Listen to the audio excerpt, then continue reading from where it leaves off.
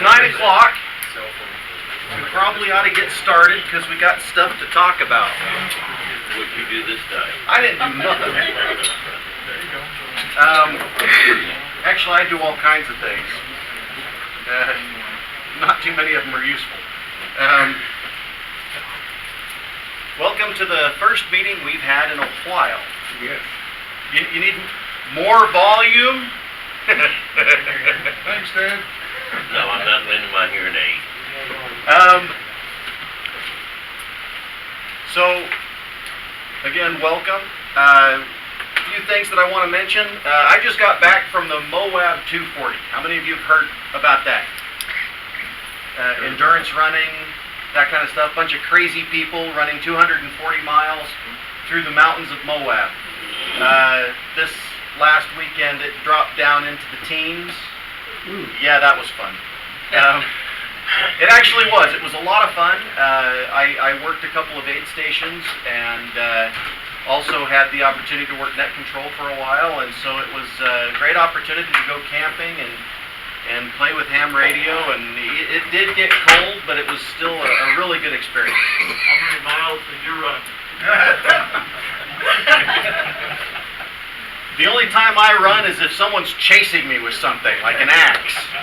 And even then, I'm going to give it good consideration and maybe just roll over and let them have at it. Not one of the activities I like doing. You didn't want to play with that mama cat? No. So we didn't have any problems, really. We had one guy get lost kind of really badly. They're supposed to carry a GPX device and be able to self-correct themselves as they're going by, but for some reason he didn't. I won't go into some of the political interestingness of that whole situation, but let's just say that he should have known better. He ended up lost about 5 or 6 miles off course and took up a lot of his time, but they said at the end that they just included those extra miles for free. The weather is getting cold again. This weekend we should be getting some snow, especially in the mountains. The weather advisory, I'd like to give that to you. It says heavy snow and cold temperatures across northern mountains this weekend. A storm system will move from the Pacific Northwest and into Utah late Saturday. The storm will bring very cold air into the state and heavy snow and cold temperatures expected across the northern mountains and northern mountain valleys Saturday night through Sunday. So keep that in mind. Those of you that carry go bags, make sure you've got a coat or something in there, extra, one of those thermal blankets, that kind of stuff, just in case you get stranded somewhere. The cold weathers can be brutal out here. Just be aware of that. And I know some of you have heard about some weirdness going on in California. Surprise. Which one? Yeah, Thing's weird. You mean one that's involving ham radio? I was born in California, okay? I happened to escape kind of early on. This whole thing with ham radio going on down in California, where someone said that with all the modern technologies now, ham radio is obsolete, so we're going to ask you guys to get your crap out of our radio shacks and off the mountaintops. We don't need the repeaters. We're not putting up with it. There's some truth to that, but let me read to you what the ARRL has said about it. By all credible and reliable accounts, the state of California has not turned its back on amateur radio as an emergency communication resource, nor have established repeater owners been asked to remove their equipment from state-owned sites unless they pay sizable fees. Someone said something like $3,500 application fees. Yes? I just came back from there, and there was an editorial on the radio station in Fresno about this. And what it comes down to is the state has been paying for use fees on mountaintops for radio stations. They go into their buildings and use their towers and that kind of thing. And the state has decided not to pay those fees yet. That's really what it costs. Okay, so the ARRL continues. They say the California controversy inflamed by a viral YouTube video stemmed from California Department of Forestry and Fire Protection, CAL FIRE, communication telling a repeater owner or group that the amateur radio equipment would have to be removed from the state-owned site or vault if the owner determined the cost was too great to proceed with formal application to keep it there. So this is going to be not something, it continues on, but it's going to be something that's not going to necessarily affect all of ham radio operators across the state. It may affect certain localities where the repeaters will need to have some kind of fee or something associated to them to cover the costs of the power and stuff that they use. They're paying $10,000 a year. Okay. $3,500. Yeah. So there's some other good information in this. This is another good reason if you aren't an ARRL member to become an ARRL member. Things like this crop up all the time. And the ARRL is on top of it every single time. They know what's going on.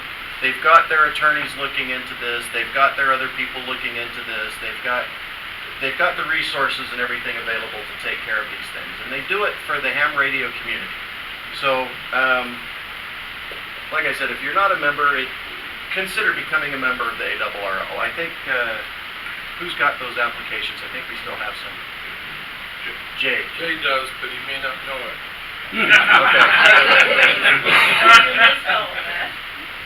Okay.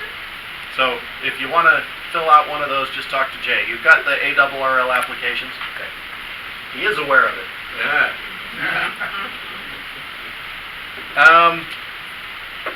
So we had a lot of summer activities. We had the Ham Fest. How many attended the Ham Fest? Good number. We had the swap meet. That was a month before last, right? Or last month? Last month. And how many went to that? Picked up some stuff you don't need.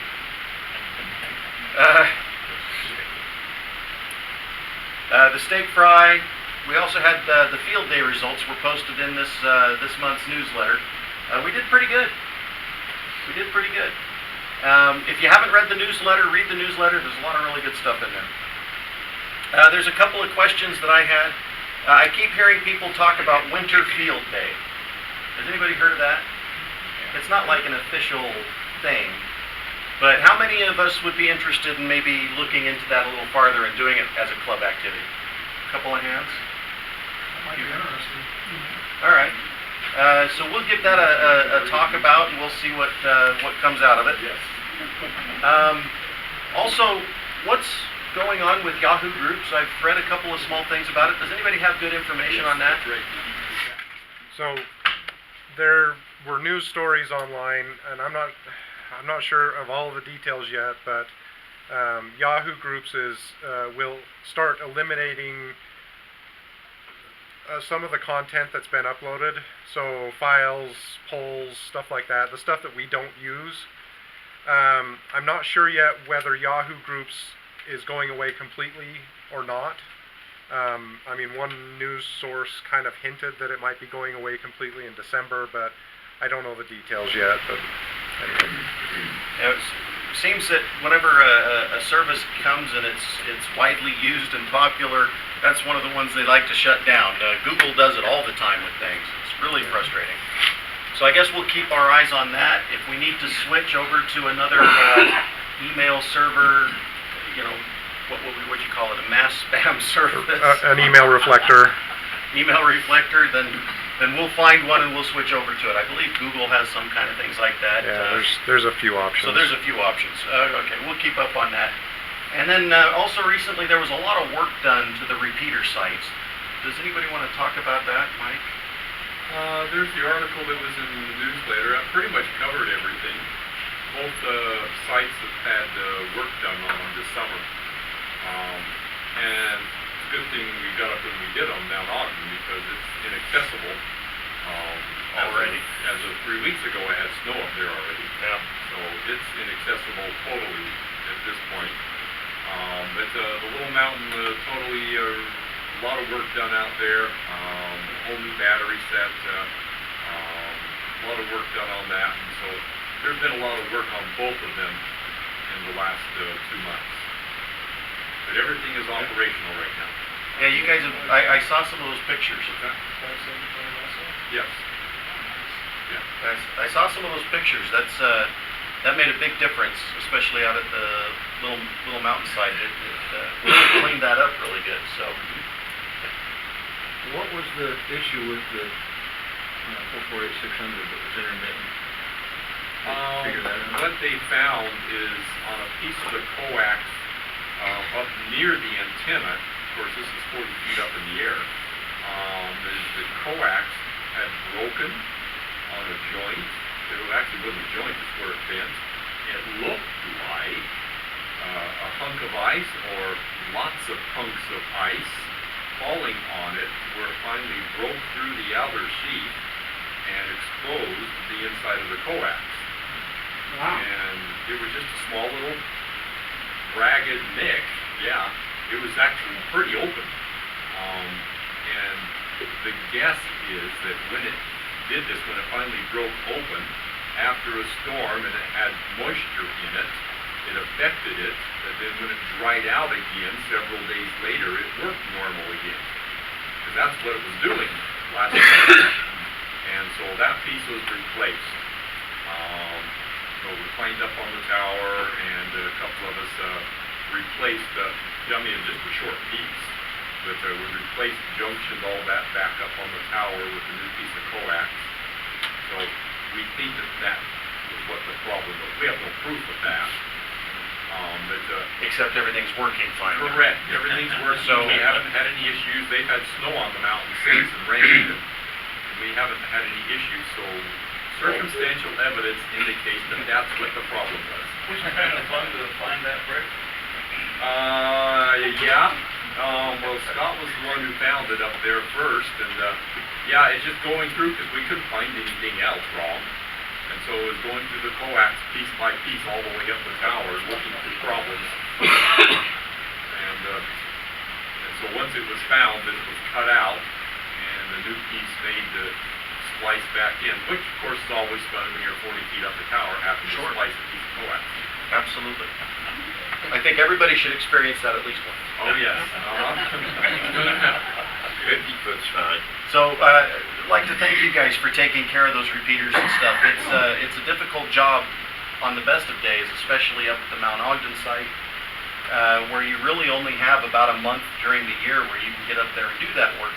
It was late this year because of the ton of snow in the spring, so the snow wasn't even all the way off the mountain until the end of July. Yeah, we had snow all the way through July up there, and then of course the temperature dropped in August, towards the end of August, and so we got that first snowfall. My second granddaughter was born on the very first day they reported snow up at Bald Mountain. So we call her Little Ice Princess. She's brought the snow with her. She'll appreciate that when she gets older. Yeah, I'm sure she will. I think it was mentioned on the website, but it's worth mentioning again that those batteries were replaced thanks to a very generous contribution by Todd. And Mike, I forget Mike's last name, that provided the... K7NM. Yeah. Mike Wild. Wow. Thank you. He provided the, whatever the cases are that they sit in. Right, the Air Force had asked us to put them in a container because they are liquid cells. Right. And so we've been planning that for the last year or two, just hadn't gotten around to it. And so this was the perfect time to do it, since we bought all of our new batteries, which was not cheap. And they also bought the tubs, containers for them, and totally cleaned up the inside of the shack. It looks like it's really nice in there. And give it a few years till the mice have done their work again. So, and replace the phone line. again, Yeah, well, it's the first time that phone line's been replaced. This is the wire. I thought we did that earlier, Because No. we thought that might have been part of the problem.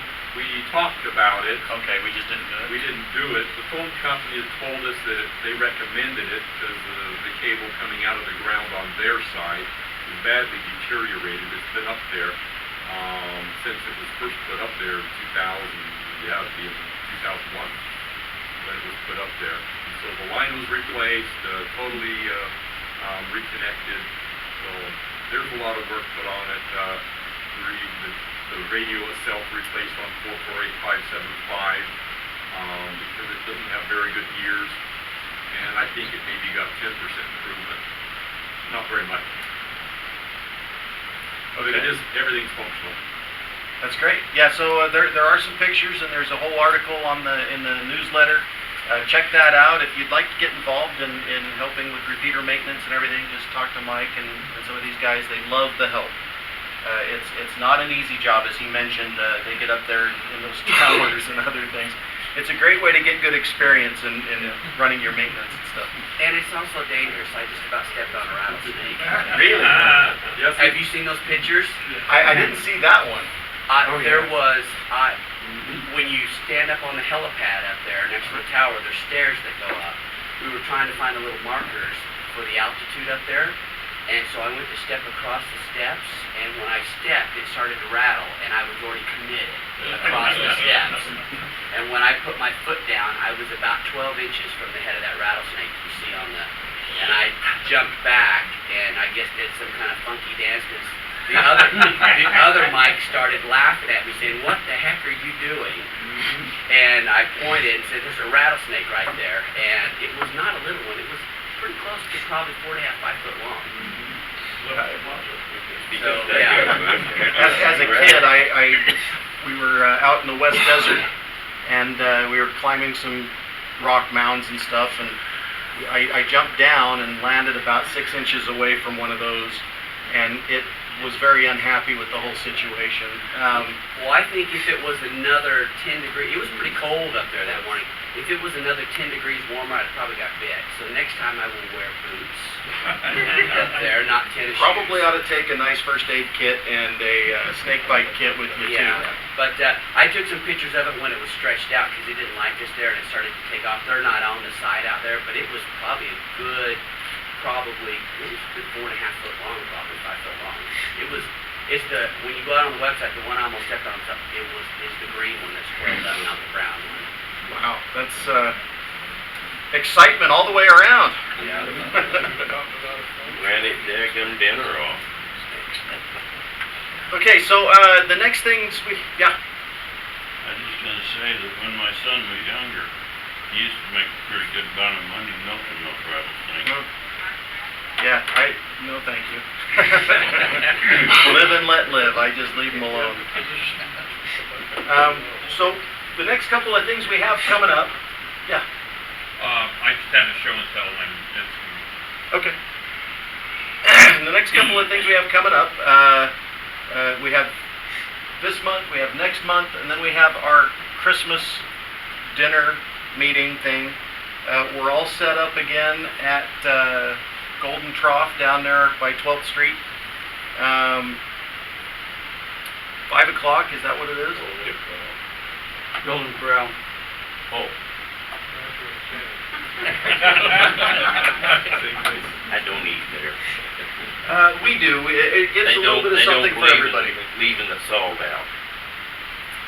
Oh, well, that might be a problem. But, so we'll get you some more information on that. Keep your eye on the newsletter. That's coming up, and we really have a great time with that every year. We also have in January, we've got our technician class coming up. If you know people that want to go through and get their license, that would be a great time to get them in and go through the class. We also need some volunteers to help with teaching the class. We always need volunteers for that. I'm going to be helping out. Mike's going to be helping out. Larry's going to be helping out. If you'd like to help out, teach the class, get hold of Mike or Larry or me. We'll get you set up. You don't need to have anything. There's no special training. There's no special knowledge that you need to have. We've got the books. We'll give you a lesson piece to teach, and we have the slides and everything else, so you can go ahead and do that. It's a lot of fun to help other people learn about ham radio and get involved in the activities. So consider coming out and helping us teach. Mike? Yes, you either volunteer or get arm twisted. I thought he was gonna say military volunteer. Yeah, that's what he's saying. He's we'll strong arm you a little bit. Come on.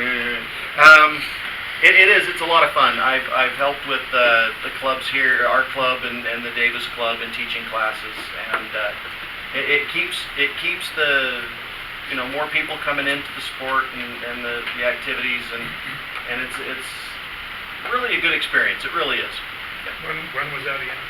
It's every Wednesday in January, right? And then that leads up to the test session, which is the first Wednesday in February. 5 or 6 o'clock. 6 o'clock. At the Sheriff's Department on 12th Street, the training room there that we've been using. In that vein, I did talk with the Riverdale City Council. We did get permission when we need to use the room next door. We can. They weren't just going to blanket give us the room and let us use it all the time. But any time that we can't meet here for whatever reason, they're going to let us meet over there, and it won't cost us anything. We'll sign up. We'll reserve the room. We'll be able to meet over there. So I'm going to see if we can't, do some meetings over there and some meetings over here, and I'll talk with the council as we go through and do that a little bit and see if we can't just change over to there. As you can see, we've kind of got a full house today. Every chair is filled, and then some. Did you give up your chair? Yes. There's one right here. Would you like it? We'll be standing short. Okay. Did you get the ones behind the door or outside? Yeah, it looks like it. So, anyway, we're starting to outgrow this little bitty space in here. We've got, 100 and something members nowadays, Jay? A lot. And so we're doing well, and we're growing as a club, which is a good thing. Okay, so I heard that we had someone get an upgrade. Stand up, whoever got an upgrade.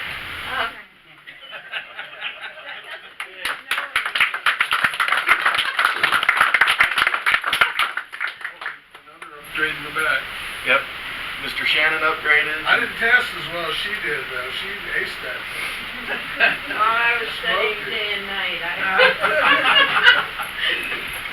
So I always tell people that there's some people I know, they like to get 100% on the test.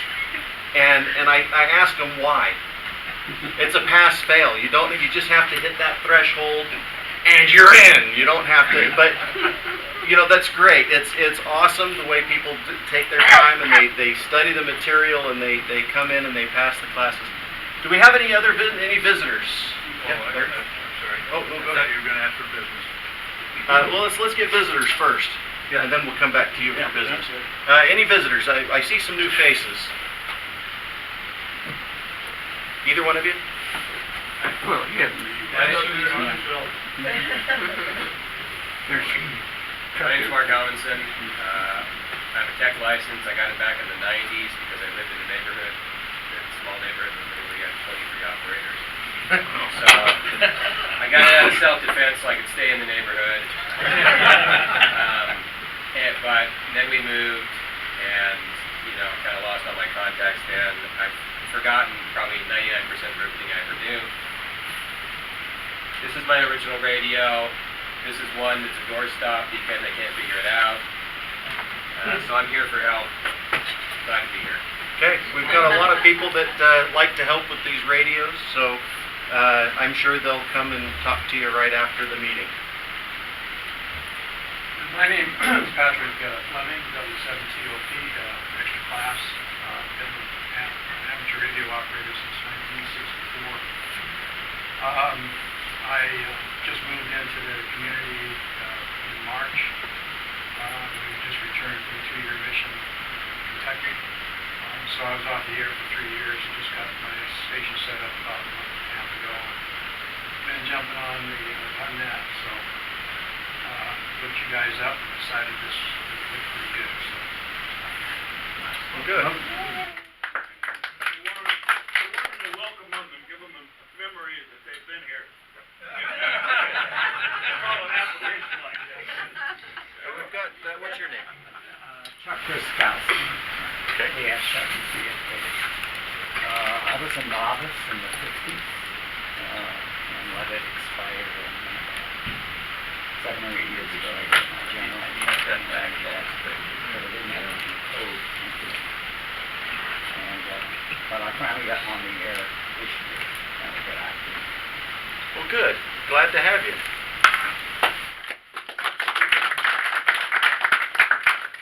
And I'm Max Ferguson, K7NM.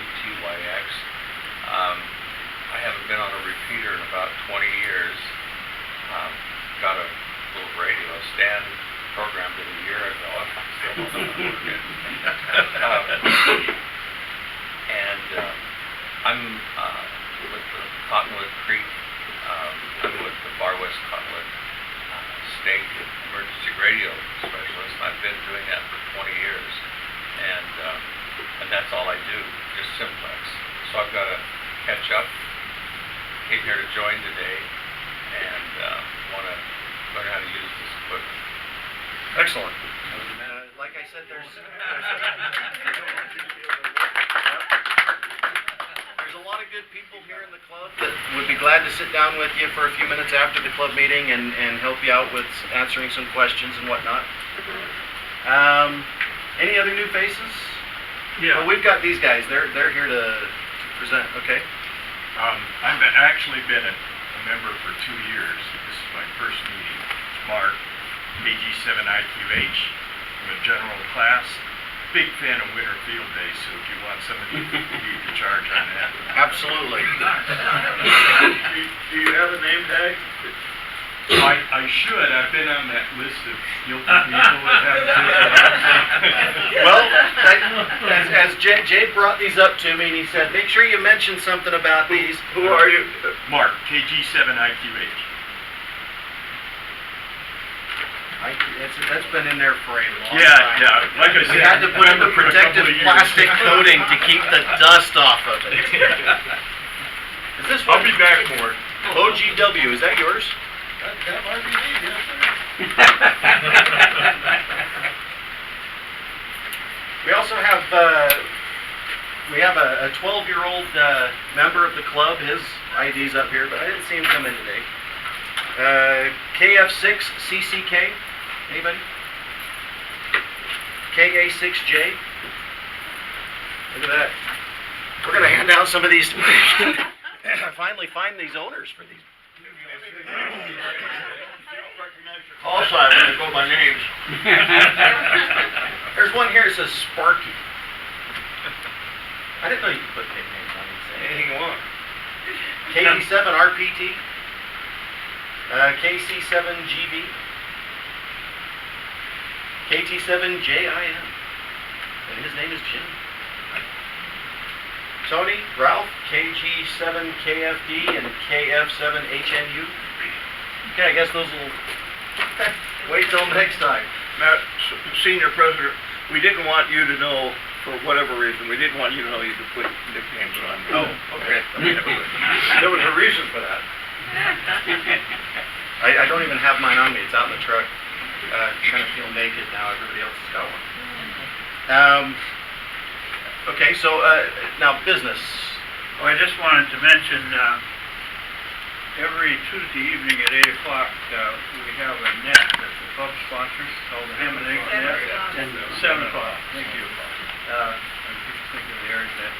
So we're getting good participation with a lot of new folks on there. And they ask a lot of questions, so please, if you're near a radio at 7 o'clock on Tuesday, if we're on the 4486 repeater, join us. We can help us with the questions, and we're also very grateful when we get somebody to volunteer as net control. So we'll ask for that at the beginning of the net, and if you're feeling so inclined, please join us as net control.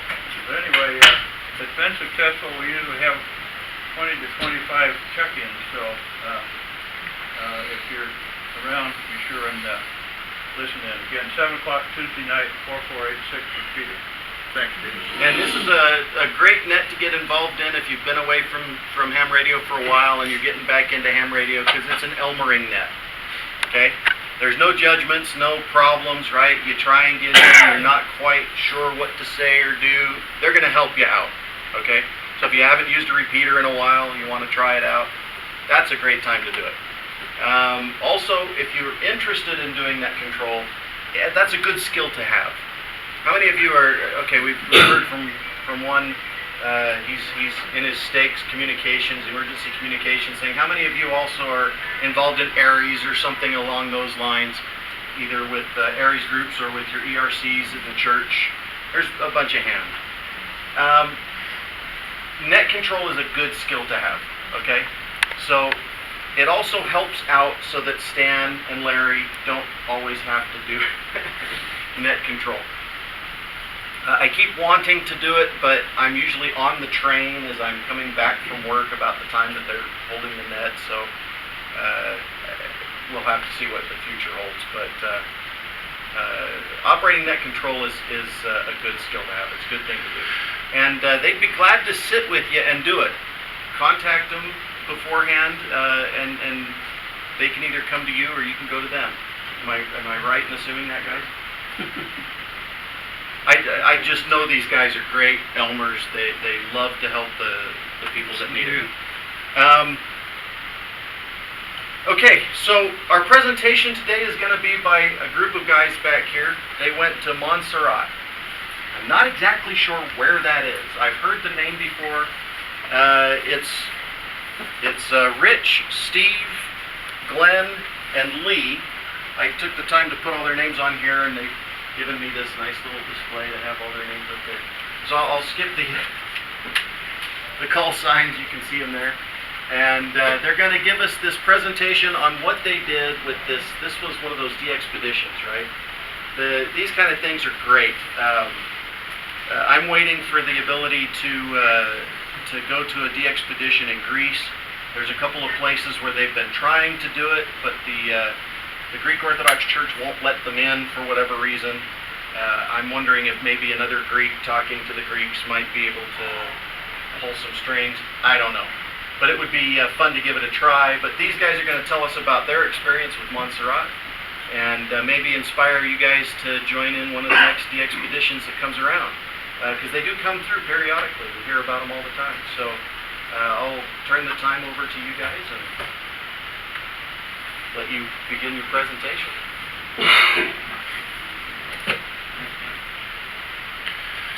Hi fellas, I'm Steve. Most days WM7Z. A year ago I was VP2 MSA.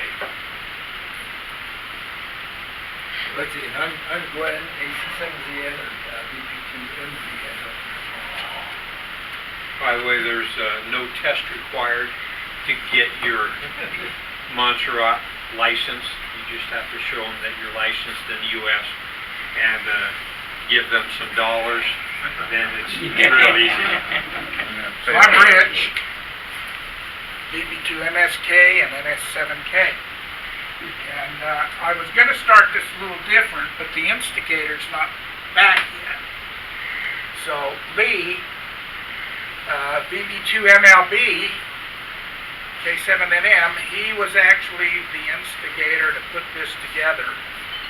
So I was going to kind of let him introduce what he's done, but I'm going to start with Glenn and let him introduce himself, and then when Lee gets back, we'll...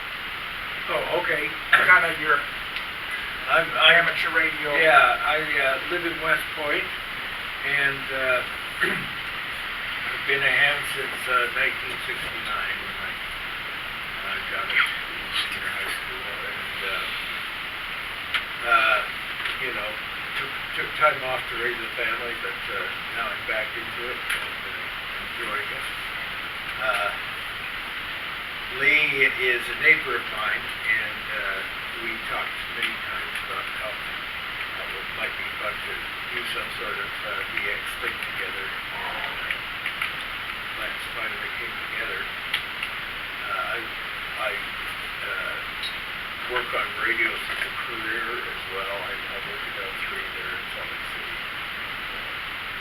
So it's been a good and rewarding hobby career for me.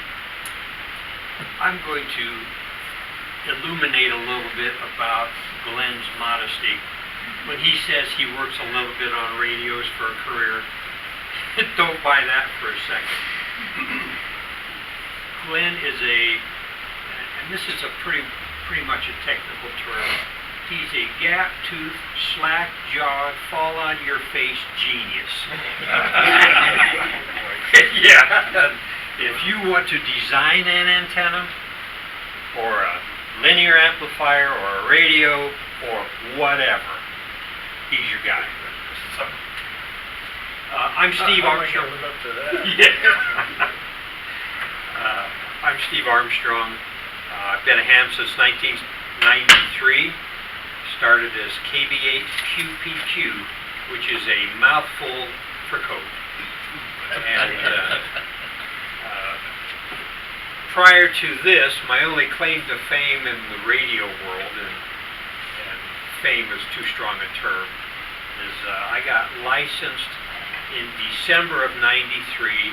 In January of '94, after 3 weeks of being a ham, I participated in the Novice Roundup. And I suspect there are those here that, somebody mentioned being a novice, and I won for the state of Michigan and took third in 8 lands with a straight key and 3 weeks of licensure. Wow. So that was fun. That really set the stage for me to be excited about ham radio, and so I'm an extra class, having fun in the hobby. So I got licensed back in 1968, and local ham. I mean, I grew up in Clearfield, and I'm an extra now. I've been one for quite a while, but I do a lot of traffic handling, both on CW, and I am a net control when I can do it on the Beehive net on Sundays. If I can't hear Salt Lake, it's no use in me even running the net. So a station up in Washington runs it. So I do a little contesting, not much. I'm active from 160 through 6, and so I basically really enjoy the hobby. So now I'm going to turn it over to the instigator of this, and he can talk a little bit about himself, and then we can get started on the slide presentation. You know, it's boring by PowerPoint. Oh, Death by PowerPoint. I'm Barrett K7NM. I got licensed in 1965, Rapid City, South Dakota. Moved to New York a year later, got my general class by going down to the federal building in New York to test there. And the same FCC examiner that some of you guys all know that's about as white as he is tall, that has a cigar and walks around with him while you're taking the test. Anyway, moved out to Montana after that. Became K7NM in 1974. Was licensed in 1965. And I'm sorry I can't talk much louder, but it's the meds. So, anyway, so been a ham a long time. I was 15 years old in Bozeman, Montana. I went to work at the Electronics Research Lab during the summer at Montana State University, W7LR. Long story short, there was one of the hams there in the research lab that kind of goaded me on to try and get as many licenses as he did. And so by the age of 18, I was an extra. I had my first class radio telephone with radar endorsement, and I had second class telegraph with radar endorsement. So been licensed a long time. CW is my game, and that's kind of it. And I could talk all day about myself, which I'm not going to. It's a good thing. And I won't talk long, I'll just see. Let me clarify a little further also about Lee. You've heard the phrase that this guy wrote the book of whatever subject. Lee has literally written the book about antenna design and other things. He's got a master's in electrical engineering, and you put those two boys together, and I understand some of the words they're using.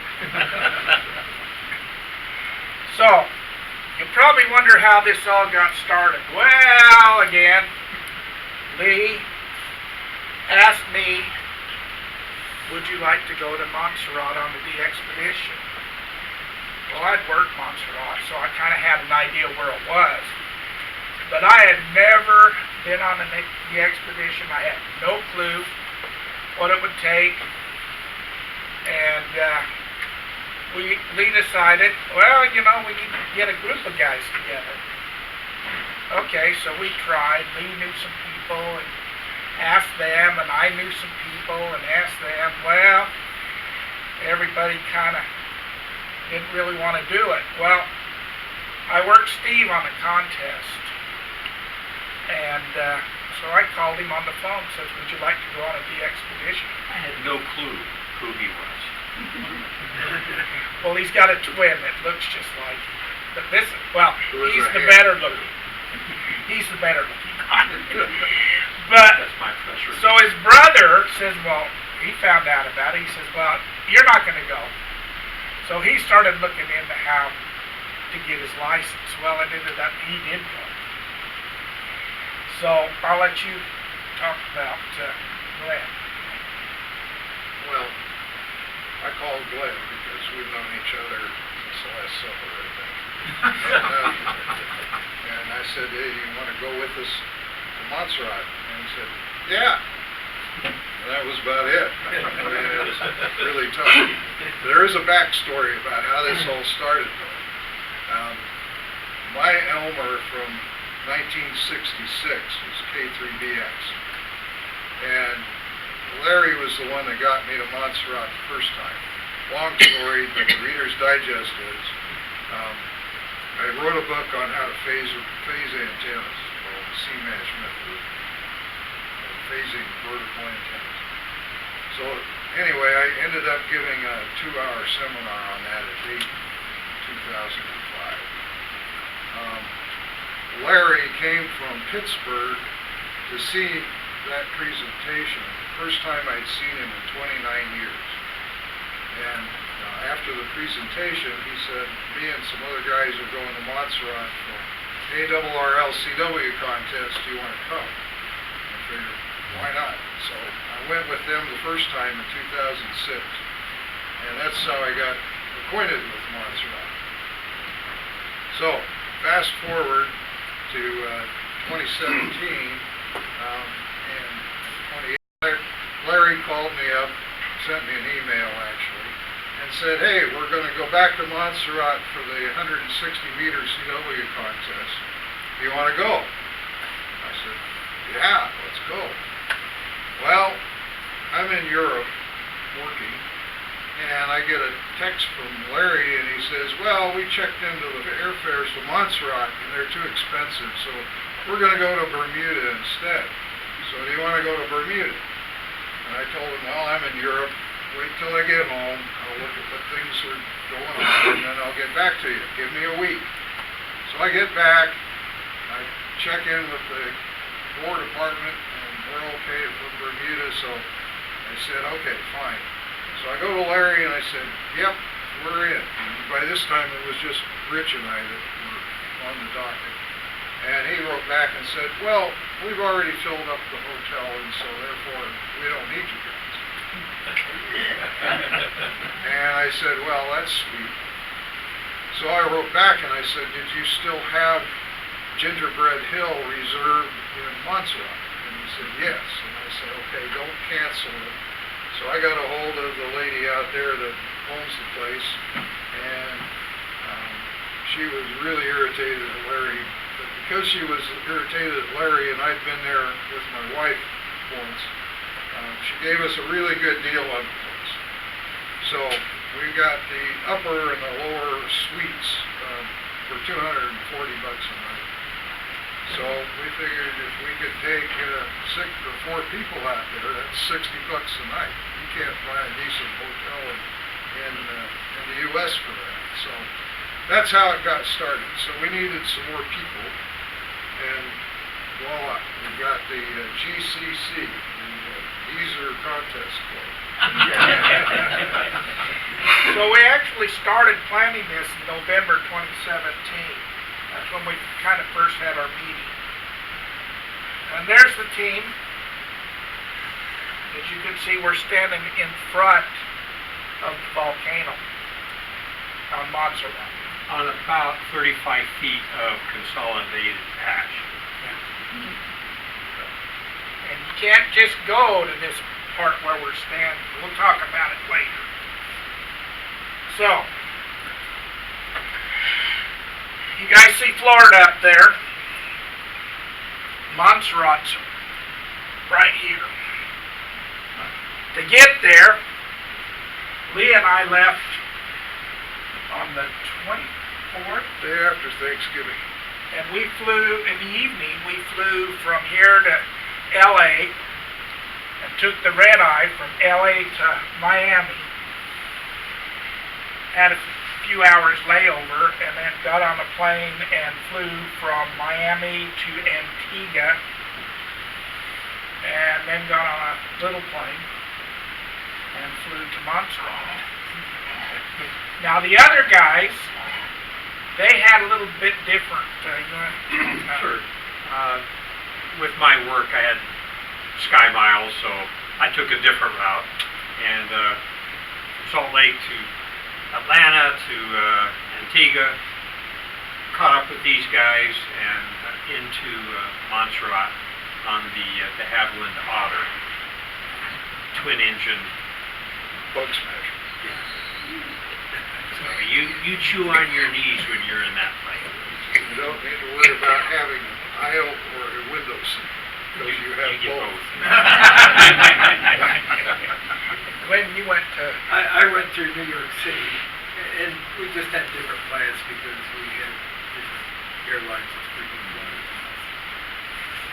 But we all met up in Antigua and took that same plane. We had to buy passenger seats for our equipment because of the weight limitations. We wouldn't meet the weight limitation for luggage, and so we had to buy seats for our suitcases. Which they ended up selling to passengers and delaying our equipment anyway. But we got there. So this is the island. As you can see, the dotted red lines, that's the exclusion zone. You can't go there unless you have it guided or military escort, which we did when we went down and seen it. But this is where we stayed up here, and you can see where the airport is. And we'll show you pictures of that. Well, that's where our plans were to go. Well, we had to do some planning. So here we are down at one of the parks in West Point, and we're cutting antennas because we use wire antennas. And Lee, do you want to talk about what I'm holding there? Yeah, one of my mechanical engineers designed a air cannon for us to put a birdie over the top of large trees. And this had to be disassembled and carried in pieces in different suitcases so it didn't look like a weapon. So that was the criteria. And so Doug built the first revision of this, and we went down to the park and we fired the thing, and it went about 15 feet in the air and came back down. So we put more pressure in it, and it went 15 feet in the air and came back. And we we did all kinds of things, and it just 15 feet was about it. So I took it back to Doug and I said, you know, I still love you, but I don't think that this is quite working right. So he went back to his shop in his garage, and the next Monday he brought it into work and handed it to me. He says, I think it looks better now. So we took it down to the park, and I stood on one side of about an 80-foot tree, and Steve was on the other side in between the tree and another pine tree. The next time zone. And I fired the thing, and it just disappeared. And I stood there, and all of us stood there, and we said, well, where did it go? And about 2 or 3 seconds later, there was this big thump behind Steve, and this thing had gone over the 80-foot tree, over the pine tree, and landed on the other side. And that was with about 30 pounds of pressure. So we knew we had a winner at that point in time. Right here in this picture, we are getting ready to put up nested V-beams. That's an antenna that I designed back in 2006 that we took to Montserrat the first time. It's a really cool antenna. Takes a lot of room though. The apex is at 40 to 60 feet. It doesn't really matter much. And the ends come down to between 6 and 10 feet. It doesn't really matter much. And there's 2 V's, one on the outside tunes 40 and 15 meters, and the one on the inside tunes 10, 20, and 17 meters.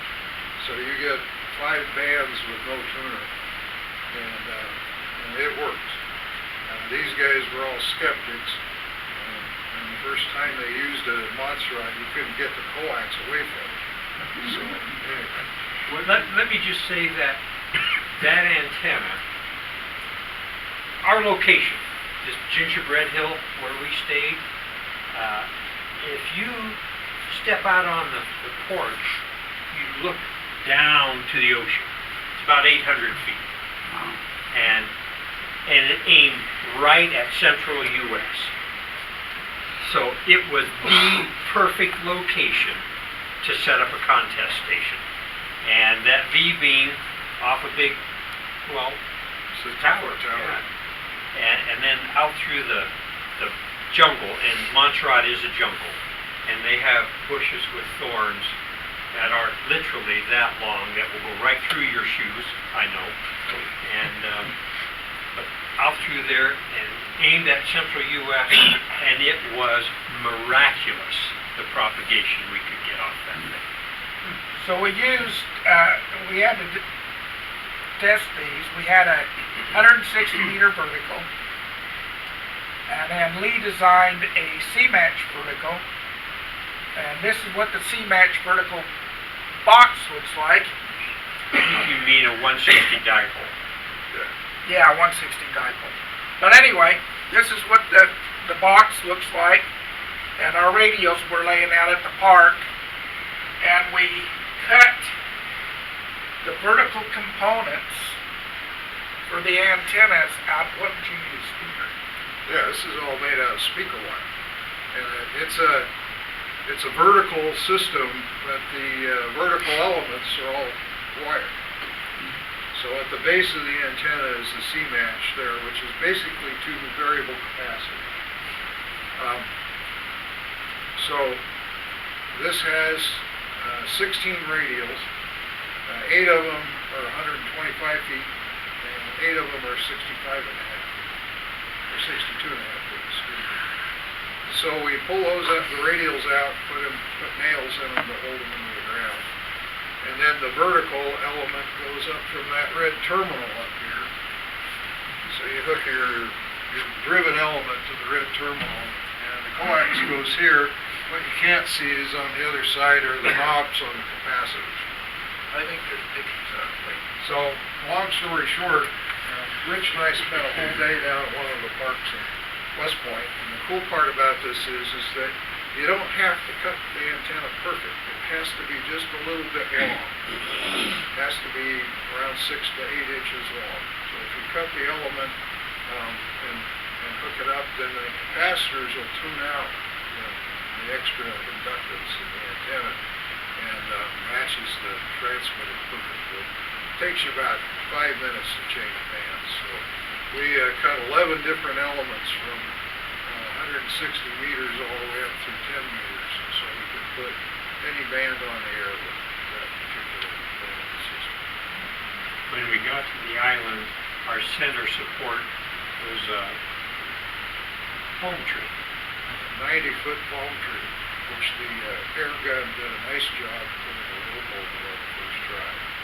So that's what the C-Max looks like. You can see the knobs. We had to do a modification because we didn't have enough capacitance at 160 meters and 80 CW, so we put another connector in here just to another terminal out here for those two bands, and then cut those to length, and that works fine. Bypass the capacitor.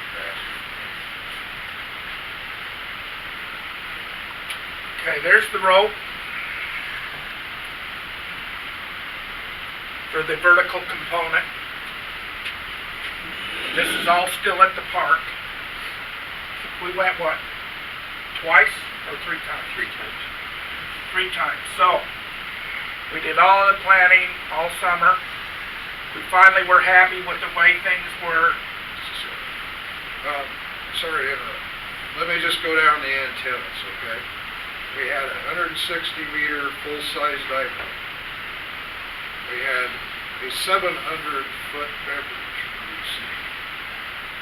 We had the V-beams for 40 through 10. And then we had the C-Match vertical for any band we wanted to operate on. And we had that mostly on 80 meters and 60 meters. And the flag. And the flag antenna for receive. That got taken out. Yeah, it had a problem. I don't know what it was. Palm frond. Yeah. Palm frond hit it and Yeah, took it down. that's right. So, we got to Antigua, and this is what we flew out to Montserrat. As you can see, why we had to buy the extra seats. There's not a whole lot of weight. You're limited to 50 pounds per passenger. And we were taking all of our gear, all the antennas and everything else, and so we had 4 suitcases full of gear. So we just bought extra seats. And before you get on this plane, they weigh your suitcases. Then you and your carry-on get on a scale. And they weigh you and... But we did have one problem when we were leaving, because Lee and I was late coming in. And these other guys had already got in, so you actually flew out earlier than we did. Yeah. They flew out early and they did not take their gear. And we found that out. So we had to go and do some finagling with the airlines, and then finally said, oh, okay, we get it now. You got extra seats, we'll send the stuff with you. Well, then the next thing you know, they're pulling me out of security line. I had to go down to their security because they opened up the suitcase and they found a KPA 500 amplifier in there on that Elecraft. And they said, what's this thing? And I said, it's an amplifier. And I said, well, what's it for? And I said, it's for radio. And they said, well, this thing looks like it's a bomb. And I said, it's not a bomb. So I finally showed them the FCC tag on it, and then they said, oh, okay. So then they packed it all up, and they did the same thing with Glen on the way back.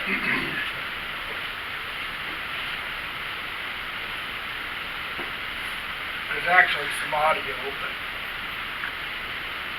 Cabin service was lousy. Yeah.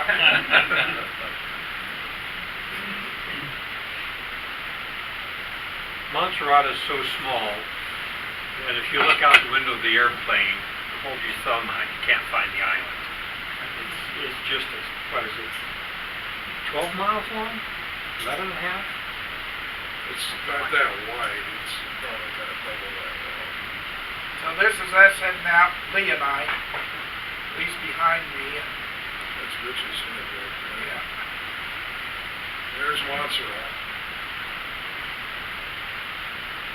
You can see the cloud from the volcano in the background. Volcano is still active, but not violent. Yeah, this is Little Bay. yeah, this is Little Bay. This is the only bay on the island, and it's not protected. So if you have high seas, you don't get any shipping in there. There's no jetty or anything to calm the ocean. So this is another way you can get there, but it's not reliable. This is the airport at Montserrat. This was built in 2005. The old airport was buried by the volcano. That's the That runway. is the runway. And it drops off on this side and it drops off on the other side. So when you come down and land, they land. And then they break. That's Donkey golf thing and. yeah. This is where we stayed, Gingerbread Hill. This is owned by American expatriates. They moved there years and years ago. And he was a minister for the local prison, which is an interesting story. He happened to be out doing videography the day the volcano blew. So he's the guy that got the only video of the volcano. He's been able to sell that. And we built the Gingerbread Hill facility from the funds from that. And they love ham radio operators. When I went there the first time, there was nothing there. That tower was not there. Everything we had to improvise. Since then, there's a number of hams that go there on a fairly frequent basis, and they've been bringing pieces of parts, and they put that motorized tower up. And when we got there, an English group had been there a few weeks before, and they left that Mosley tribander up there. It didn't work real well, and we'll see who in the crowd here can look at that beam and tell us what's wrong with it. But we ended up using all wire antennas, and we didn't use that antenna at all. This is what we got, along with pieces and parts and Tools. we did have one power supply go out on us for his K3. Yeah, but there were 2 power supplies already there from other hams. Was it 60 cycle or 50 cycle? It's 60. They run on generator. The whole island runs on generator. And Sunday nights, they take them down for maintenance. To show you what kind of pull the lady that owns this place has, she called up the head of the Montserrat Energy Commission and said, "We have hams here this weekend, don't shut down the generators." And they said, "Okay." So we were on all night on 160, so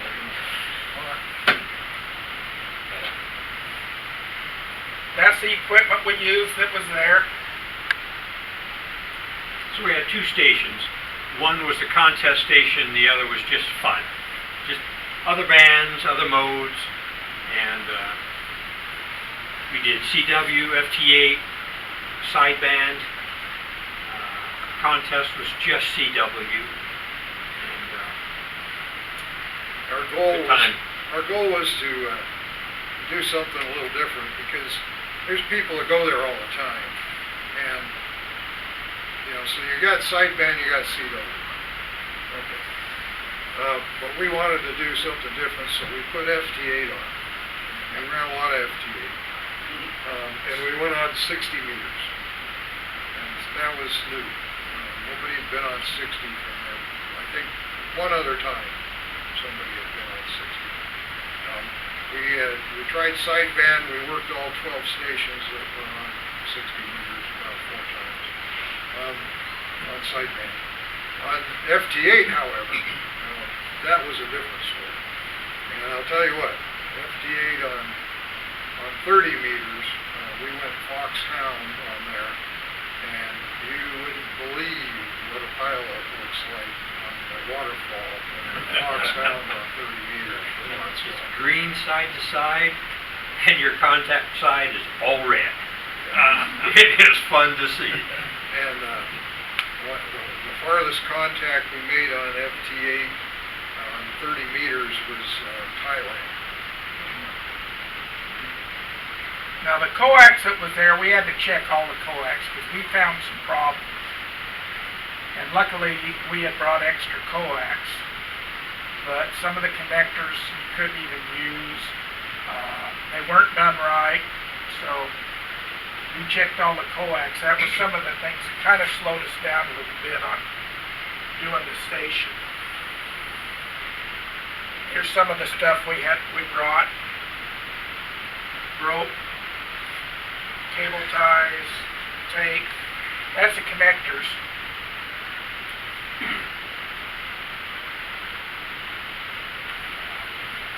If you don't bring it, you won't have it. That's right. That's our tool table. Look at it. See the ocean in the background? That's from the porch, the operating station. It was tough duty. Yeah, Steve, the first night there, he texted his wife and said, "Sell the house, I'm sending you a ticket." Okay. This is the backyard, and this is a true slope. Okay. This is our 90-foot palm tree, and we shot a line over the top of this, and then brought the verticals down to right in here where the C-match was nailed down. And then we ran the radials out from there. The only fly in the ointment was from the time I was there the last time in 2016 till now, they put a swimming pool in over here. So we ended up taking out 2 of the radials. Oh well. That's where Steve found why they call the island Montserrat, the thorns. Montserrat means island of the thorn in Arab. That slope, I don't know if you can get a real feel for how steep that is, but it is so, there's nothing flat in Montserrat. Even the water has slope. It is either like this or it's like that. And setting up the antennas, I wear a step counter watch, and I would get 25 to 27,000 steps going out through the jungle, setting these things up and climbing or descending or climbing or descending. It was 2 days of that just to get set up. Do you want to show what about the volcano is? The volcano's back behind this ridge right here. So that picture right there is looking generally south. This is where I was out tuning the seed match. The way you do that is you pull off the coax, put a double male on the RX bridge, hook it up, and then tune the capacitors for minimum SWR, pull it off, hook up the coax in here on the air. That worked out really well. We put this antenna on 80 meters CW, and we got 20 and 30 over 9 reports out of Washington from Montserrat on that antenna. So it really worked. We ran FT8 on 80 on that antenna, much to a lot of people's dismay, but oh well. And this is also where I met with the chiggers. We all ended up being infested with chigger bites. And I've been there twice before and never had a problem. Must have been the time of the year, so. I ended up with I estimate between 800 and 1,000 chigger bites. It was funny because we were all sitting around one afternoon and Steve says, well, look at this. And he showed us his ankles. Well, I don't have that. Lee says, I don't have that. Glenn says, I don't have that. Well, didn't take long. We had them all over our body. Just mostly around our ankles. Yep. So this is our beverage. Yeah, this is the feed point, DX Engineering. Here's our ground rod, which we can get into the ground about that far. And this thing is about that high off the ground. It's 700 feet long. And it laid on the ground quite a bit of distance. So that's 300 ohm TV. TV twin wing. And again, that was oriented towards central U.S., about Texas coast, so that the cone picked up all of the U.S., Canada. Yeah, it's hard to see, but it's running along here up this old abandoned road next to the Gingerbread Hill facility. Here's two ends of the beam, and that flag antenna is up in here someplace. So anyway, here's the twin lead. It's on up that road. That was the end point of the beverage. I guess it's kind of an ironic thing that the termination was in a cemetery. Did the grapes down? No, we hooked right there to the fence. And this had to be insulated, so this is how Steve and I ginned up the insulators. We broke a stick, cable tied it to the fence, and then put the termination on the sticks.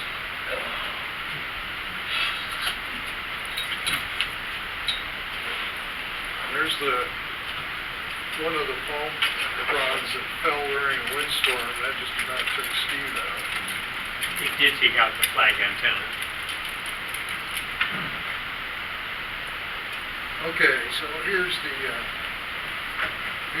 Mosley. I don't know if you can see that with the lights on, but anybody see what the problem is with that antenna? Leave the lights are, I think, right there.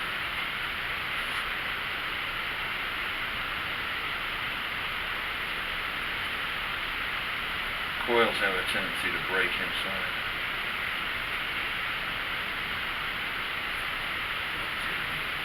One of the cross beams, or whatever you want to call it, out of position, and element swapped. Yeah, this is supposed to be the director. It's backwards. It's backwards. We looked up there and seen that, and we're going, oh my. Which also explained the 6-to-1 SWR. But we didn't put it up. No. Did you fix it? And we didn't take it down either. We just used our wire antennas and ignored it. You can see the wires. Yeah. You can see the V-beam is here, and here's two of the V-beam blades. Here's the other two, and this is the 160 meter full-size transfer antenna. That's what it looks like from below, and we had this upper suite, which has one bedroom, a full kitchen, a deck, and then you go up a spiral staircase to the sunroof where you can access the tower. And down here it's a 2-bedroom suite with a full kitchen and living room and everything. And we got all that for $240 there.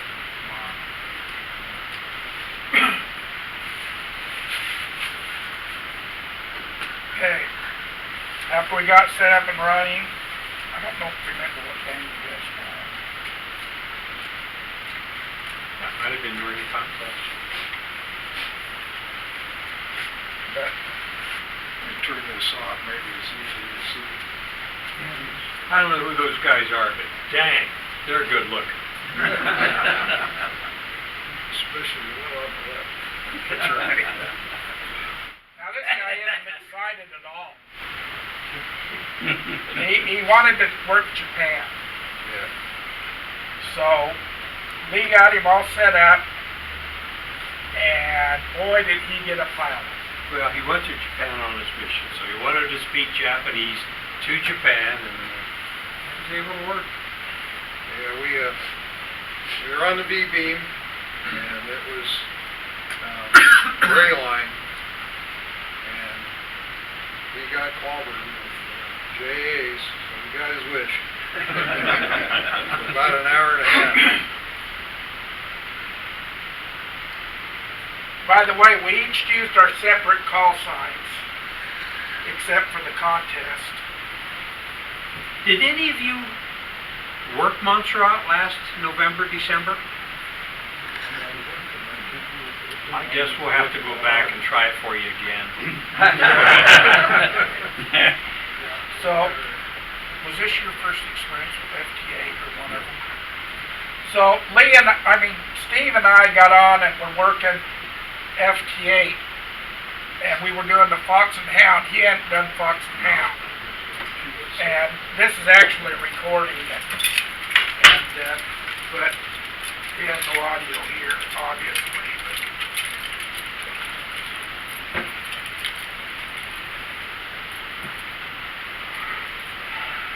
I don't know if you can see the screen that well, but there's better picture coming up. This is always the breeze blowing through there, about 82 degrees. It was hard. Yeah, it was 84 in the day and 74 at night. Tough duty. It's 16 degrees north of the equator. Yeah. East to west trade winds. Just delightful. It only rained on us once. Briefly. Rainstorms don't last very long. There's a picture of the water flow, 30 meters, FT8. What is this? That's the pile of Fox and Hound.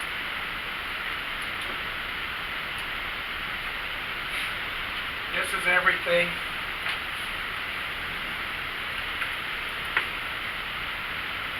That's our log. And that's people that we're working. That's everybody that's calling us. Yeah, maybe I'm the only one that doesn't know, but what is Fox and Hound? It's a DXpedition version of FT8 where the world's calling you, and it organizes it better than the standard FT8. On standard FT8, you're working one station at a time. So you transmit, they transmit. You transmit, they transmit. On Fox and Hound, you open it up so anybody can call you simultaneously. And your system will answer them simultaneously. So it's a software. It's a software. All computer driven process. Okay. So it allows you, when you're a DX station, to work a lot of people in a short amount of time, because it'll take everybody calling and it'll work them as you select them on the Gotcha. Thank you. That's in a way a human can't possibly accomplish it. Gil? So, I appreciate Jerry's question. Thanks for the explanation. So, for somebody calling in, they just have to be patient and wait for their turn for your software to answer them. That's right. They have to be, you have to be You running. have to recognize it. It comes in here when it recognizes you, and then you the operator on this end and the DX end, you select the stations, and then they go into the queue and they get worked. Okay, so being on the outside, they just have to be ready for their call sign to pop up. Yeah. To reply. That's Okay. right. And what happens is the Hound is the like would be the stateside stations trying to work the DX station, who's the Fox. Okay. And in WSJT, in the advanced mode, there is a setting that is Fox and Hound that you actually set. You move off the standard FTA frequency and go to kind of compartment advance. Yeah, you don't do it on the FTA interesting, you do it on a separate frequency. And that's what we're driving the guys nuts on 80 meters because we were off in the CW end and then tough, you know. But the point is here is that a lot of hams don't understand that there is a difference between standard FT8 and the DX Fox and Hound deal. So if you're going to try and work a DX station in FT8, you want to make sure that they are not operating the standard FT8 and in Fox and Hound or vice versa. Because if you call them on regular FT8 and they're in Fox and Hound, they'll never see you again. How do you know that? Because typically the spot on the collector will tell whether or not you're in Fox and Hound mode or not. And probably the biggest giveaway is what Rich said. If you're not on the standard FT8 frequency, then they're probably in Fox and Hound mode. The other thing is FT8, you don't run a lot of power. It's lower power, so we weren't running the amplifiers. Well, 100 watts. So what were you running when you guys were doing single sideband? You were 100 doing watts. SSB, right? Just how Well, many? it depended. We had two stations. One was 100 watts, one was 500 watts. So most of the time, the sideband station was on the 100 watts. We ran the 500 watts on 160 CW a lot. We worked a lot of stations on 160 CW.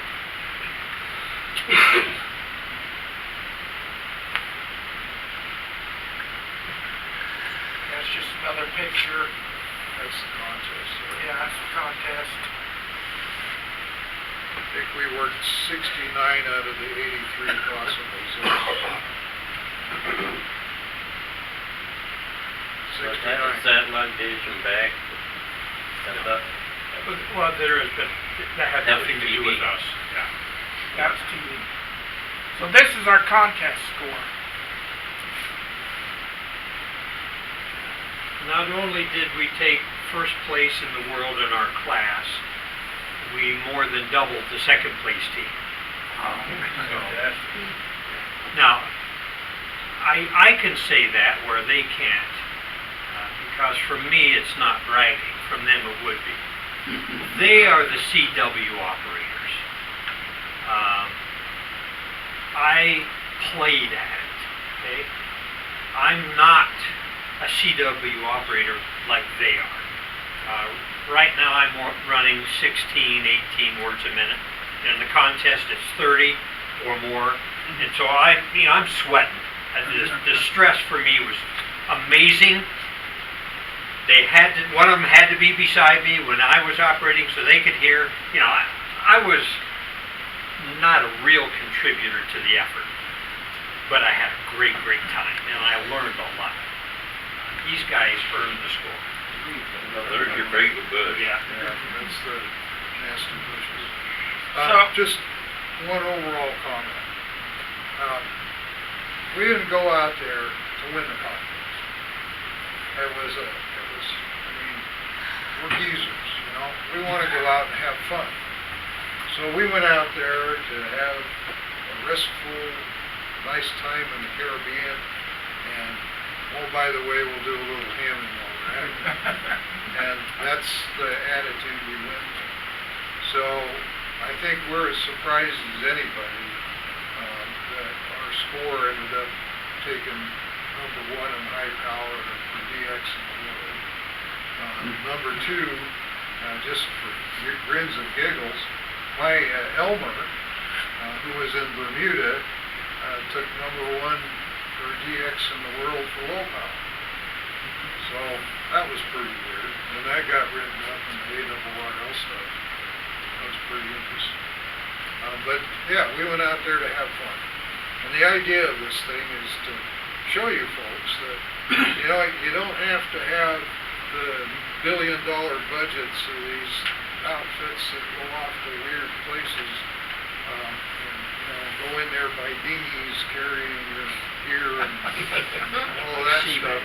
To do a little DXpedition and have some fun. Because I got to tell you, there's no rush in the world of ham radio like being a DX station and having a pilot. You have never heard a pilot like you do on that. Jay. Yeah, Jay. Did you ever totally earn cost? The total cost of the expedition? Yeah, I think it was in the neighborhood of about $8,000. It was each or For all of us. no, all of us. total. About 2,000 each. That includes travel, food, entertainment on the island, because we went out to eat a lot. I wasn't cooking, we were out eating. And, You didn't take your wives with you? no, that's why it was so cheap. The other thing is, grocery stores are a lot different than they are here. If you look next to Steve there, next to where his watch is, that's how the butter is sold. It's Big a big block of butter. And you have to put everything in the refrigerator, including the bread, because otherwise you'll get mold and bugs. And my wife went there once with me for 4 days, and she enjoyed it okay, but she just doesn't like the bugs. And, you know, when the wind quits blowing, you'll have And the boats come in. bugs on the wall, you know, and you'll have that kind of stuff. But, you know, they're harmless, and they don't bite, except for chiggers. And if you stay out of the grass, you don't have a problem with those. But it's a beautiful place. There is no beach. There's no beach. Well, there are some small beaches, but they're not used much. It's not a recreation spot, like most Caribbean islands. In fact, Montserrat made a decision years ago that they weren't going to try and be another location to go to in the Caribbean. So what they did is they catered to the high-end people of the world. And a lot of people went there and built multi-million-dollar villas. And that whole island is populated with these big, huge villas with swimming pools and all that stuff. And so some famous people used to go there before the volcano. Maybe you guys have heard of a guy named Paul McCartney. He and his wife lived there for a number of years. And his producer was Sir Martin, that produced the Beatles. He actually had a recording studio there. And everybody from Eric Clapton to Stevie Wonder. Yeah, Stevie Wonder, Michael Jackson. all of them came there to record. Because it was a beautiful place to come, relaxing place, and they had a large economy. The capital city had a rice refinery, and they refined all the rice for the Caribbean before shipping it out. They had a medical school there in Montserrat. A lot of industry. Built printed circuit boards for various companies, and all that got wiped out when the capital city got buried. So This is our tour, heading out to the volcano for a tour. now, one thing about this is our driver only has one eye, and he's driving on the wrong side of the road, and he's trying to explain why all the Irish live on the island. And we just missed that truck by about 4 inches. And the steel wheels on the wrong side. Yeah. It made me sit in the front the whole time. Except for when some people that are stateside decide to get it, they're driving, and they get in on the passenger side. Rub it in, Rich. And the other thing is they reverse the sight of the windshield wipers and turn signals because you're on the opposite side. So every time you're going to turn, your windshield. So this is what's left of the former airport. The airport used to be out here, and when I first went there, there was still part of a building there, and they had a flight right as the volcano erupted, and the people landed and they got behind the building and the flow came down around them. This is not lava. This is a volcano like Mount St. Helens. It's a pyroclastic blast of ash, and so it's just but the heat takes all the oxygen out of the air, so it's very dangerous. But so anyway, this has had a couple of different eruptions and flows down there. So the runway used to be right through here. What I want to know is, did any of those geckos try to sell you some insurance? So that's looking east. No, but they tried to sell me a couple of villas that were under ash. This is looking east, and that's Antigua. And since the trade winds are opposite the normal winds, it blows from east to west. Our winds here blow normally from west to east. And so the west side of the island is tropical, the east side of the island is desert. So it's opposite what you find in Hawaii. So that's looking at the volcano. As you can see, there's steam coming out of it. We're on the north side, north end. Yeah, so this is like Mount St. Helens. So instead of lava, what it does is it blows out volcanic rocks, and then they roll down the side of the hill, and as they roll down the hill, they're cooled, and then they stick. And so these continuous boulders come out of the top, and then pretty soon it builds a dome, and then the dome seals it off, and then the pressure builds up underneath it, and then it blows the top off again. And it's done that about 3 times now over the last 15 years. It's pretty quiet now. They were telling us that it has to be quiet for 20 years without any major activity in order for it to be considered dormant. And I think right now they're at about year 12. This is what's left of Plymouth. That was the capital city. The ash, it's interesting. We were walking on top of this ash pile. There's a 6-story building, and we're standing on the ground and looking through the 4th floor windows. Okay? That's how much ash built up in here. It completely obliterated the city. But we were, I picked up this rock, it's about this big, and we're examining it and, looking around, and it's kind of this pumice thing, kind of light. And it was done with it, I just, pitched it. And when it hit the ground, it boom. And we all stopped and thought, what is that?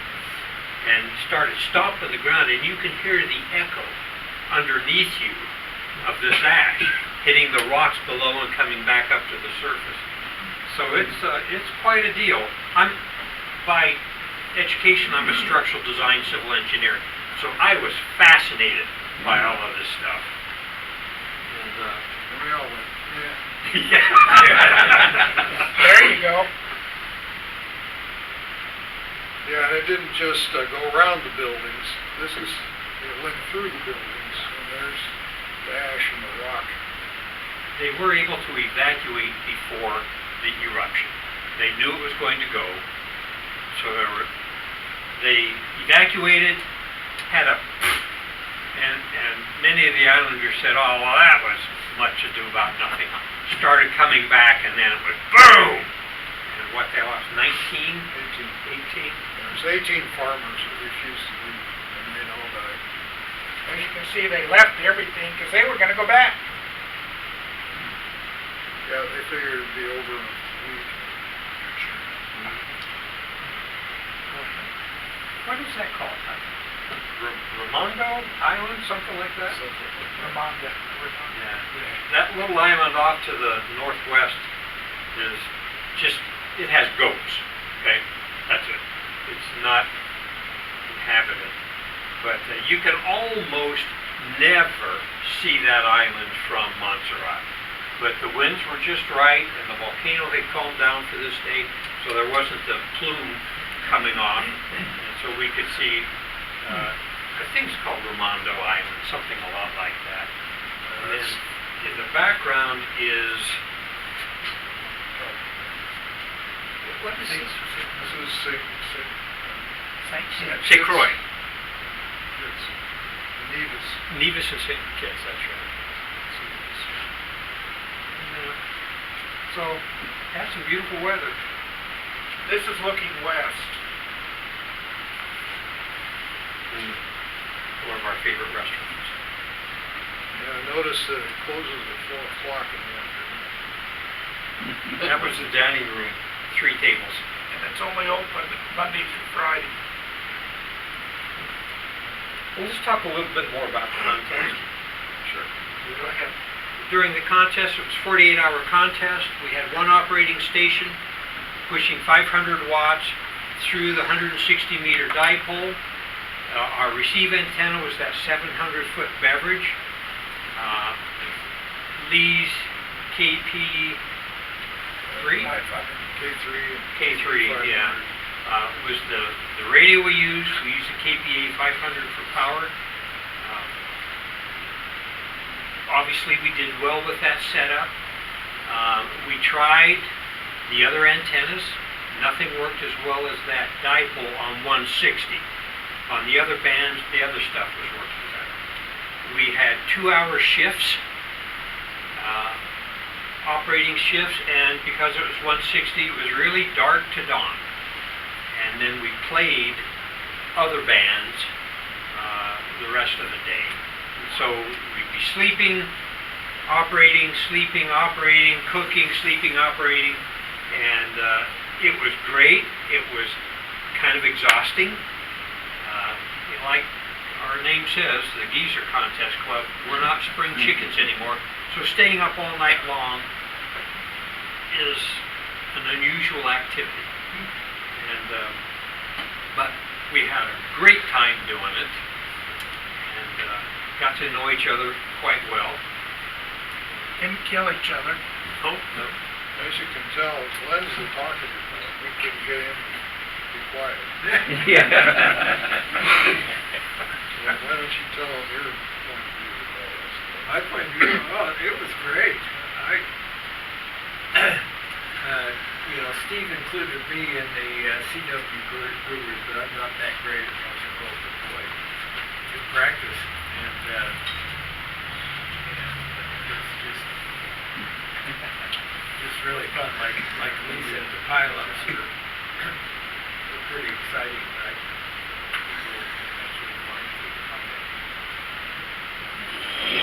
It was a blast.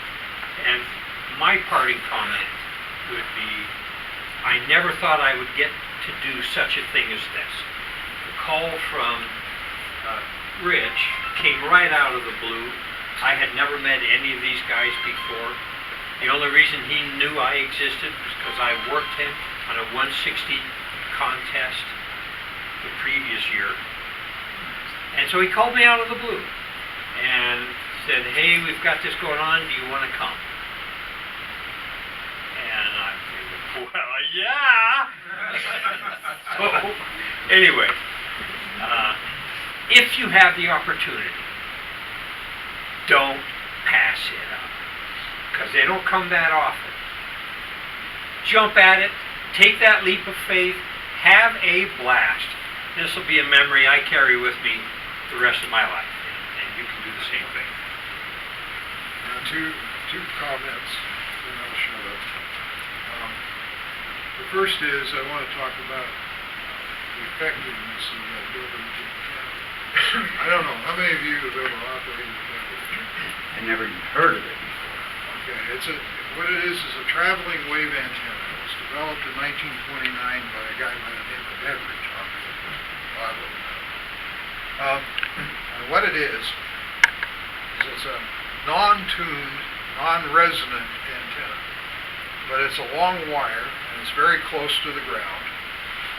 And as if the wire is this way, and your wave front is coming this way, because of the resistance of the ground, the wave front will tilt, because the velocity along the ground is slower than it is through the air. So by tilting the wave front, your field is also tilted. And you can take the field and you can resolve it into a vertical and a horizontal piece. Because there's a certain amount of horizontal, a certain amount of vertical in that slant. Okay, the horizontal piece goes into the wire. And as it goes along the wire, it gets, that vector gets bigger and bigger and bigger. So that's what makes it directional. Is the direction of the wire is where you're going to be receiving from. And if you terminate it on one end, then it becomes one directional. If you leave it open, it's bidirectional. Or you can switch the terminations and change directions if you want to. Now the signals are very, very small. But the good news is that all your noise is coming from different directions. And because it's crossing the wire and not going down the wire, the signal-to-noise ratio gets large between the signal that you're trying to receive and all the noise that's coming in from the side. So you don't have that much of a signal, but it doesn't matter because the signal-to-noise ratio is what you're after, so you can pull those signals out of the noise. And so you put a preamp on the end of it, and we also, Glen helped me build some decoupling transformers so that you don't get stuff out of your coax shield into the frame as well. Those all work very well, and you would not believe what you could hear with that antenna on 160 meters. We were working stations in Arizona at 4 o'clock in the afternoon Arizona time on 160. And they were S5 on our meter. I mean, I wish we had the ability to show the videos because I do have a video. If anybody wants to see that, I think I've got it on my phone. That shows the difference between switching to the 160 meter dipole versus the Beveridge. The noise floor on the dipole was S6, it was S1 on the Beveridge. And the signals sounded like they were S9 even though they were like S4. But you could hear. And we were working stations not even off the beam of that antenna. It was crazy. I've never operated an antenna like that before. It was really, really good. So, that's the first comment. The second comment is that this took a lot of planning. It's about 80% planning and 20% execution. I knew these two guys, I didn't know Steve. But we had never done really anything together on this order of magnitude.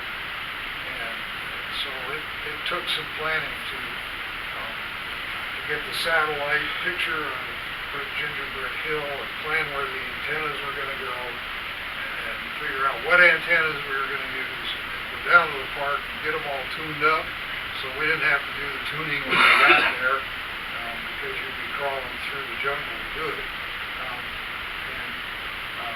We had to plan out the equipment, the tools, the rope, all of that stuff.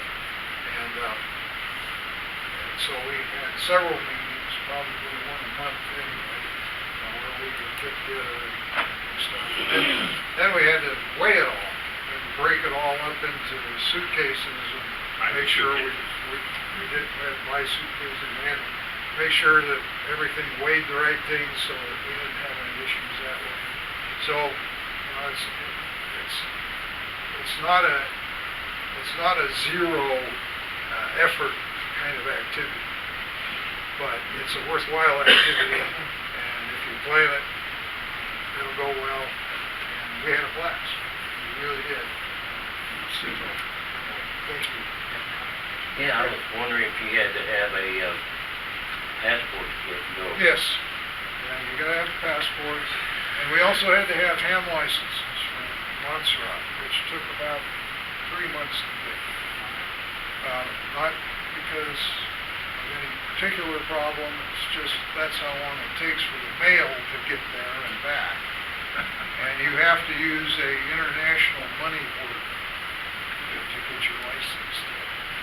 The lady that does that, a lady named Monica Blake, she was out on some kind of leave, so we had the second string gal in there, and she wasn't very good.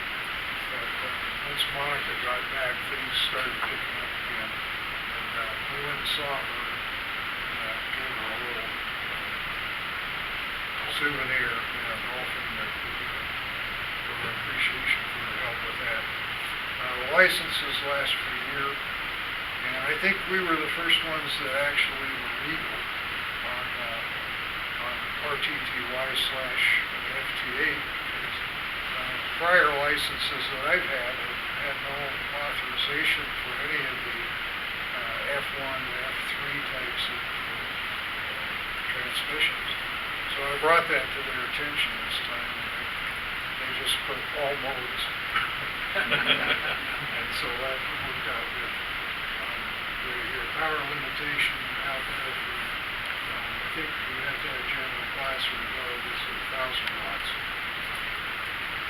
You weren't ever close to that. And it's a good place to go because the original ham population in Montserrat is leaving. Most of them don't have work out there, so they're going to England and taking on technical jobs there. They'll come back and visit. Just to give you an outline, there was about 95,000 people who lived in St. Peter's, which was Plymouth, which was the capital city. And right now on the entire island, there's 4,700 people. Wow. And everybody knows everybody, so there's no crime. So you can leave your stuff out on the tables and outside and whatever. And since everybody knows everybody, nobody's going to take anything from anybody unless they get drunk. That happens. Their local jail is pretty much full of drunk and disorderly. Yes, sir. Did the island have phone, internet? Yes. Satellite internet? Yes. DSL? Yep, all of that. It's all satellite. As I said, the power is good most of the time. Unless they run out of diesel. Yeah, they haven't done that in a while, but it has happened. Yeah, I use my cell phone when I'm there. Yeah. Yeah, we had internet, we had collectors and all that stuff. And Gingerbread Hill is wired for both 220 and 120. So you can run 220 stuff there with the British connectors. Montserrat's a possession of Ireland, actually. It was founded by Irish. And it used to be a sugar cane producer back in the early 80s.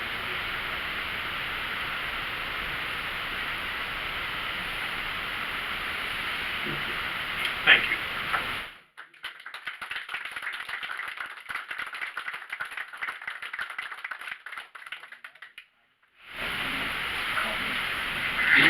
We got these cool shirts too.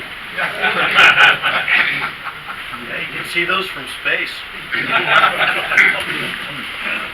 Well, thank you guys. That was very interesting.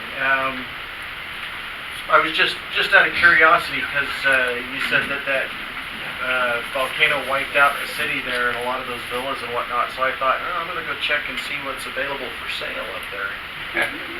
Apparently they're not selling those old properties. They're,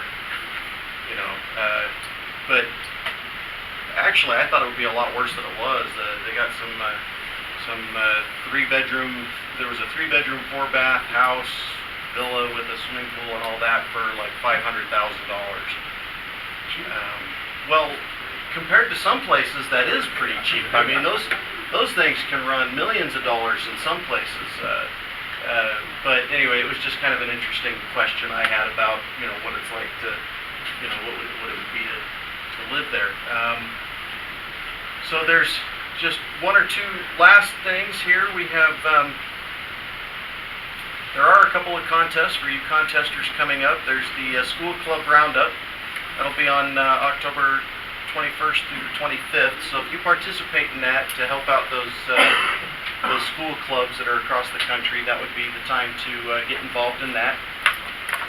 And if you're into the EME, the Earth, Moon, Earth contacting and stuff, I guess that's the 19th through the 20th here in October.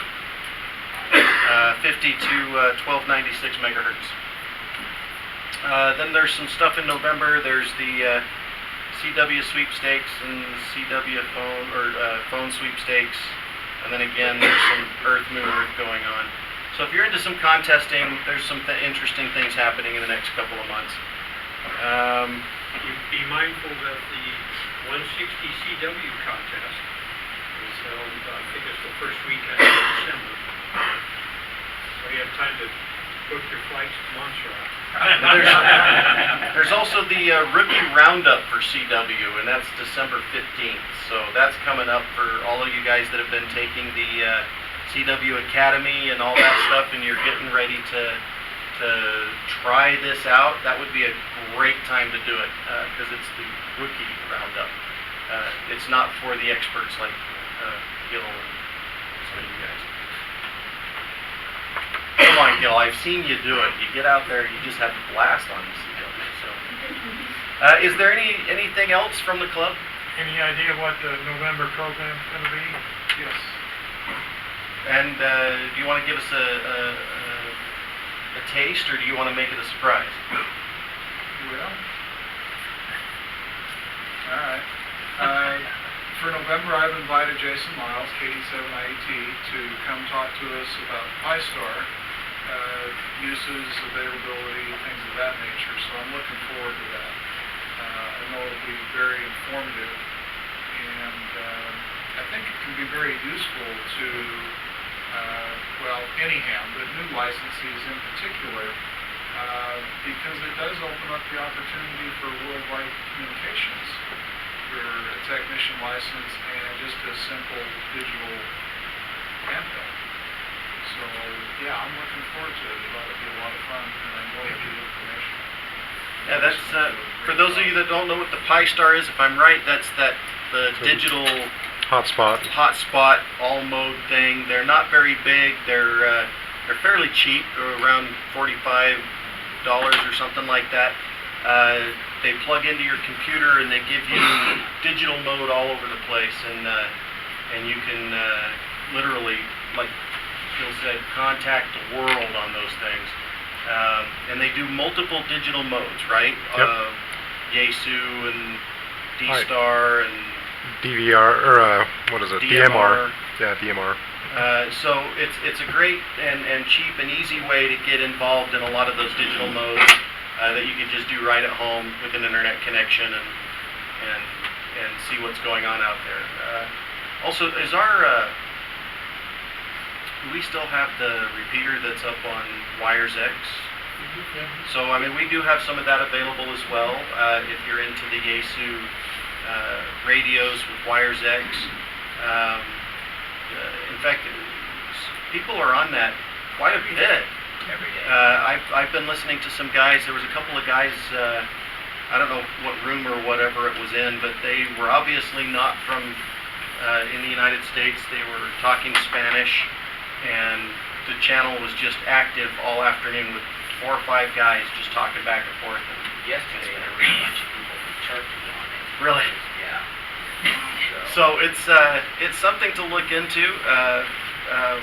I think that'll be a great program as well. I'm looking forward to it. I've been sitting on the edge, just about ready to buy one of those, and I'm still trying to decide whether I should just buy a full kit and do it, or put my own together or whatever. So I think I'll probably make that decision after we hear from you on that. If there's, yeah. My license expires, and I have no computer access. Any suggestions on how to do that? Public library. The public library does have computers that are available to be You have used. to have email. You can also, there's a slow mail address, Oh, everything on good. the FCC. Oh, good. I don't know, does she have to fill out one of those 605? So you'll need to fill out the 605 form, and then you mail it to the FCC's address on there. So that you could look that up on the web. At the library, you can get their email address. Where else can she get the email address? Building. Oh, that's right. The federal building downtown. They can get you the FCC's address or the mailing address for the FCC and the ham radio license stuff. They have all that stuff. You're right. That's. But if I went to the library, you said they would have that? At the library, you can look it up on their computers there. Okay, what's the website? FCC, just type in FCC ham radio, and it'll bring you right to the ham radio portal for the FCC, and they'll have the address and everything there. Oh, yeah, that'd be great. And if you need help at the library, the gals there will be glad to How help do you. I get this 605 form? At the library, again, you just print it off from the FCC website. Okay. And then you'll just fill it out, you'll put your call sign in there. And it doesn't cost anything, right, other than the stamp to stick on the envelope? Not to renew, so it's, yeah. You have to pay a fee? No.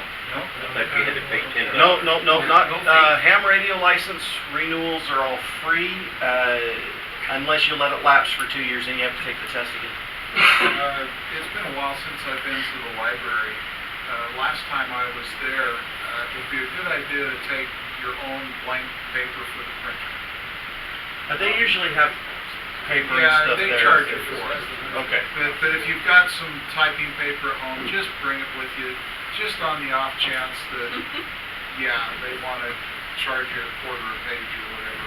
But they'll be happy to help you out with it there too. And so either there or the federal building downtown. What is that? 25th and just below Washington Boulevard there. No, 25th and Kiesel. Kiesel. Kiesel, yeah. Okay, yeah. Or Grant. And you have one of those application forms, and it has and I had one, but I don't know what I did, but it should have a phone number to call them also on your form, right? Oh. You can. He has one of those forms, doesn't he Yeah, have the number? Oh. For the I don't know. Is that the ARRL she's talking about? No, the FCC. Rick isn't here, and he would have the forms there for this filling that out. If you go online, you have contact information. You don't have a She phone doesn't have internet, so. Well, she's at the library. Great. Yeah, I wonder who has their computer with has a chip program on it, or program. Anybody have a computer? I don't think anybody has it with them today. I do. Oh, do you? Jason has. Yeah, I've got a cable. Okay.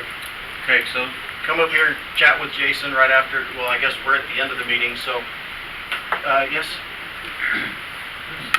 one last shameless promotion. This is our Cuba Soul card. I printed this. PhotoQSLs.com. Okay. Thank you guys for coming to share that information with us. That was. Sounds like a great experience. And we'll see you next month. Same batting place, same batting time.